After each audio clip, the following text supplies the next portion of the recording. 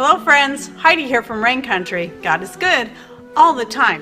And today I'm going to be making some more of these seed bags. I made myself a bunch of them for my own seeds, and I thought I'd show you how I do it, even though I have a video showing how I make the tea bags and it's really similar. It's just a different size. Anyway, I thought I'd show you this and thought you might appreciate it. Now, I have several of these, and each one, they're color coded to match the seeds that are in the bag, so I don't have to label them. I know right away what is in it by the color. So these ones are for my gopher spurge seeds that I've been saving a lot of this year because I plan on putting them on the store. Those are the ones that are supposed to repel moles, gophers, rats, and all that, and seem to work pretty good for us. And here in the yellow bag, I've got sunflower seeds. It's the Lemon Queen. They're kind of a lighter color yellow. And my dwarf nasturtium seeds, which are a dark red. My runner beans, which most of them, the flowers on them are the deep orange. My purple potted pole beans, and my glass gem corn, which is multicolored. And so that's what I have another one too that I didn't see, I forgot to grab, and that was I have a light green one for the snow peas. And so for beans and peas and corn and any of those kind of seeds that are a little bit bigger, I really like storing them in these rather than using envelopes or especially plastic bags. And here's the benefit of this, especially like, for example, with the nasturtium seed, you know, they're still drying. And so what I can do is once I have this all together like this, I actually just hang them like this so that they're getting plenty of airflow, and that's why I like using 100% cotton, so that will help them to dry and they're being hung up. I don't go stick them in a basket until they're fully dry like these are right here, or the beans that I have here. These are all fully dry because those are all from last year's beans. And these ones I'm still, even though they're pretty dry, because I pick them dry off the plant, I still am hanging them to make sure they're gonna dry fully before I put them away. So now let me get those out of my way, and I'll show you how simple this is. The nasturtium seed bag I made a little bit smaller, and just because I was working with the fabric I had, but this is a great way to use up some scrap fabrics. But I find that the 10-inch square pieces of fabric work really well for this, because once you have it together, it makes a bag, and all done, it makes a bag this size. So it really is going to depend on how much seed you want to save up. I like to save lots of bean seed. You can go smaller than this if you would, you know, if you're just saving a little bit of the seed. I tend to like to save a lot, so I give myself plenty of room. And so I'm going to be making a few different sets of various colors that to go up on my store, so I'm going to be selling them in sets of 3. And so since I'm going to be getting started on this today, I thought I'd go ahead and show you how I do it. Okay, so with the 10-inch square, I simply fold it in half, but obviously not that way. I'm going to fold it this way. So I have this long rectangle, and then I'm just going to stitch down the 2 sides. So by having a piece that's big enough like this, you can simply fold it, or you can use 2 narrow pieces about this size, and then stitch down both sides and the bottom. So I like to use a zigzag stitch at a, somewhat tight. I do that for a lot of things because I think a zigzag holds better. It's also going to depend on the fabrics that you use, especially if it tends to fray a lot. I just think zigzag is the best. So that's what, when I sew my skirts, I always sew, pretty much everything that I do on the skirt is done with a zigzag stitch. So just down the side.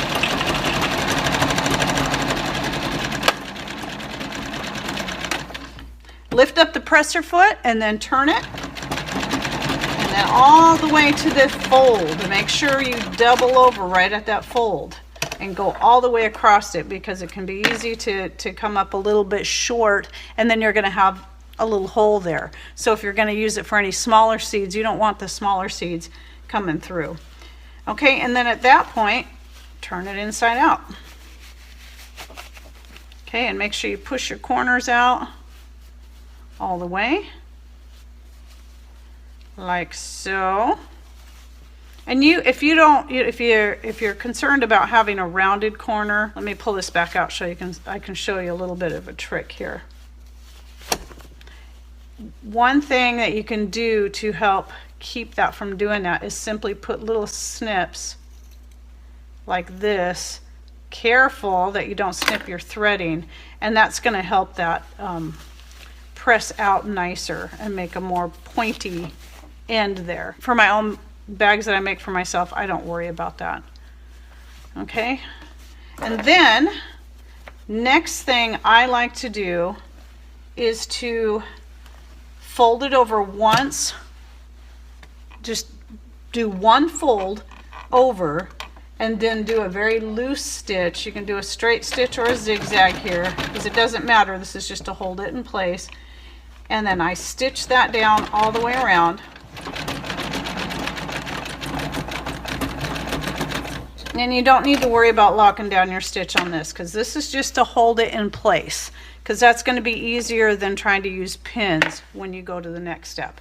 So then what I want to do next, because I'm going to make this a drawstring bag, is I'm going to fold this over about how wide I want my casing to be, which right in there, which is just probably about 3/4 of an inch after that end is folded under. And then I take that and I fold it in half back like that, so that it lines up like that. Now that's how I'm going to mark where I'm going to put the hole for the drawstring. So I grab my pen and I make a little mark just like this, about how wide that I want that to be. Right there. You see that? So then the next thing I'm going to do, I'm going to sew a rectangle, just like a buttonhole, in a very tight zigzag all the way around that.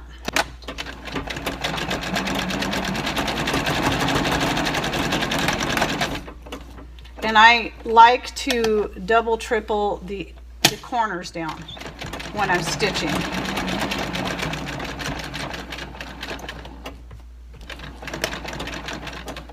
I don't want it to come apart in any spot.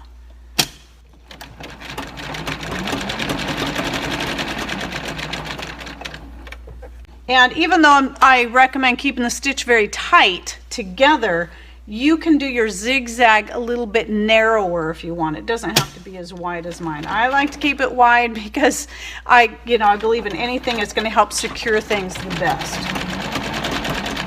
But if you're looking for a specific look, you may want to go a little bit narrower on that.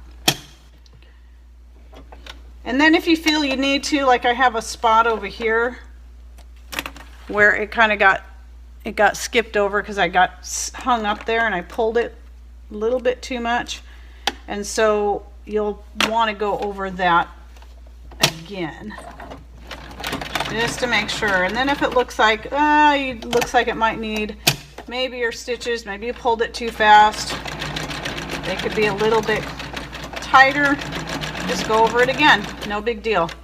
So it only takes about a minute to do.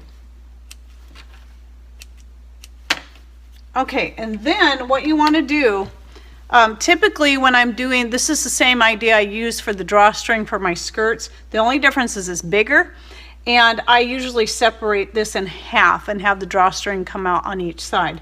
But for this, I just keep it one hole because of what it is. It's not necessary for it to be in two separate holes.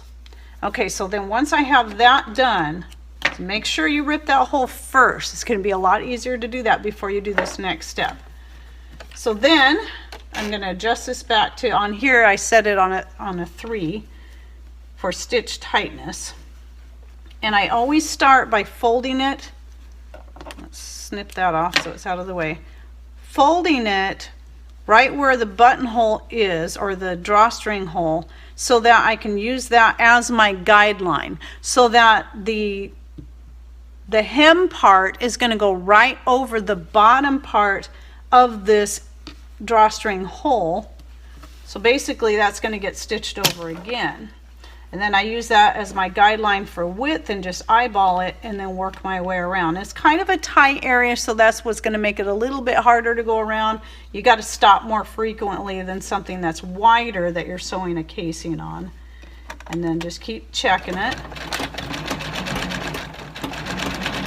Yeah, I find on something this tight, it's best to go in little short bursts and then fold it as you go. Or what you can do is you can go iron it down and or pin it once you, so you don't have to fold it as you go. This is just easier for me than taking the time and the energy to heat up an iron to just work in little short bursts. And then fold, so flattening it out as I go. Okay, there we go. I went a little farther than all the way around, but that's okay. This is gonna hold a little bit better. Okay, so now the bag itself is complete. It's that simple. So now all I need is the drawstring. And so here's what I do. If you know how to crochet already, or if you're just learning, you should already have this basic down, and that is simply the chain stitch. A chain stitch is the very first stitch you learn when you're crocheting. I have a whole series on crochet. I'll go ahead and link to up here in the corner. The first video in that series shows you how to make the chain stitch, because you have to know that before you go on to anything else. So you get yarn on your hook. Make sure you have somewhat of the tail. You're not going to want to totally cut this off later, and I'll show you why. Now I find I've got a J hook here. This is one of the ones that Mr. Rain made for me. And a J hook or an H hook is a good size for this. And you're going to do about 50 to 60, maybe 70 chains. It just really depends on how long you want your drawstring to be. If you want to tie it in a bow or something like that, then you may want it just a little bit longer, but I don't tie mine in bows. I'll show you what I do once I get this all done. Set this down here so it doesn't fall off my lap. And so I'm not counting, so since I'm talking, I'm not counting. So what I'm going to do is I'm just going to check the length once I get it as I go, so I can get it the size that I want it to be.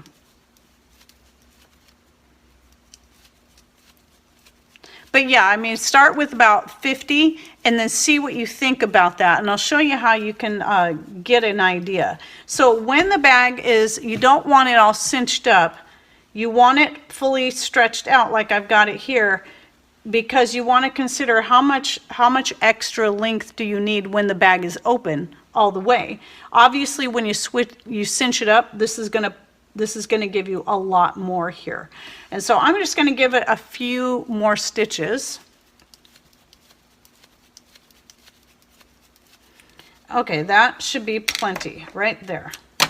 Okay, and again, make sure you leave yourself a little bit of a tail. And then cut yourself a couple of pieces about 6 inches long-ish. And then you're going to take this, and this is not necessary. This is just an added bonus, really. And you're going to pull that through, pull up a loop right at the end of that chain, and then grabbing that tail from the chain itself, pull all 3 pieces through. And then you've got a mini tassel there, and then just trim it. Now you can put more strands of yarn if you want to make that more of a thicker tassel. It just depends on what you're looking for. I just don't, the one just looks really boring, so it looks unfinished to me. So I like to at least put another strand in there. But a couple more strands would just make it look even cuter if that's what you want to do. I just don't really need that much bulk. And then I like to tie a knot, which I forgot to do on the other one, right over the top of where the tassel meets. So let me do this one. And what that's going to do is that's going to help keep it from, it's going to give it a more finished look, and it's going to help keep it from pulling through the hole on the bag itself. Okay, so then what you'll need is a safety pin that's both big enough to handle. This one's a little small. Here we go. This is a good size for this. A diaper pin is a little bit too big for this. I use a diaper pin. I don't even know if they still make diaper pins anymore. The diaper pin is good for the drawstring for the skirts, but for this you want to go a little smaller because your casing's smaller. But you also want the pin big enough to be able to handle as you're working it through there. So simply stick it through the front, through that hole that you made, and then just thread it through. And there's other ways that you can do this too. You can, Patrick even made me this rod for when I need to thread something through, something a lot longer and bigger. That it's a long straight rod with a hook at the end, and then I simply put it through there, grab hold of what I need to pull through, and then just pull it, and that's one way to do it. I think I've got that rod nearby that he made, but I can't remember exactly what. Oh, I think he made that for pulling when I make the apron ties. And actually, I don't really use it for that much. Okay, so I got it pulled through there. Okay, and then next, you have the option of, like I said, tying it in a bow. But what I do for my own, since I'm going to sell these, I'm just going to tie it in a bow and leave it so the person who buys them can decide how they want to do it. But for the ones I make for myself, I didn't do that here. I just pulled it up. But typically, if I'm going to hang them to dry, I'll tie the ends together like that. And then I can hang that up like that. And then you can still cinch it. So it's just depending on how you want to do that. But again, for this, I'm going to just cinch it up. Actually, I'll keep it laid flat because that will be easier for shipping. And then just tie it in a bow like that. And I got to trim this other end. And there we go. There's the finished bag. And then I've got a pile more here that I'm going to make because I'm going to make 2 sets of each color. So this is, I'm going to have one that's in shades of blue, all 3 different prints. Then the other set's going to be purple, the stripe, and the green. And then the other set's going to be more of like sunflower type colors. The gold, I've got a dark red, and then I've got the stripes. All right, so there you have it. There's a really simple way to make bags for storing your seeds. And you know, it's really dual purpose because it gives you something to sort your seeds out in and dry them out before putting them away into storage. And then it's also kind of pretty, and you know, and I mean, it looks nice, and it just keeps them organized. Now, another thing which I plan on doing, if you would choose, like if you don't think you'll remember what's in there and by the colors and all that and the prints, is simply make yourself some little tags that you can sew on here, that you can write on the tag, like using something like this. This is a canvas fabric. This is what I use to make the tags where I put rain country and the trees that go in my skirts and aprons. Well, you can just simply take something like this. I'd say maybe make it a little bit smaller, where it's just big enough where you can take a Sharpie and write on there what's in there. And you may want to either sew it on there if you think you're going to use that bag permanently for that, or just pin it on there because maybe down the road you might not want to save that seed anymore and you want to use the bag for something else. So just a couple of options that you can do. Okay, well, I hope you enjoyed this video, and if you're interested in more sewing videos, I have quite a few out, lots of more simple projects. I also have a whole series just on making the patchwork skirts, and which has evolved as it's gone. And please keep in mind, those are for personal use. Okay, so if you want to start your own Etsy store and make your own things, then come up with your own designs, and I would really appreciate that. But for your own personal use, or for use in donating to auctions that are charitable, or for giving to friends or family, please use these things, use these patterns that I share with you accordingly. And my main purpose is to help people to become more self-sufficient and creative, and come up with their own ideas as well. And anyway, don't forget to check out my sewing playlist, which I'll link to the whole playlist right up here. Okay, well, I hope you enjoyed this video and that you learned something new. Thanks for watching. Take care, and God bless.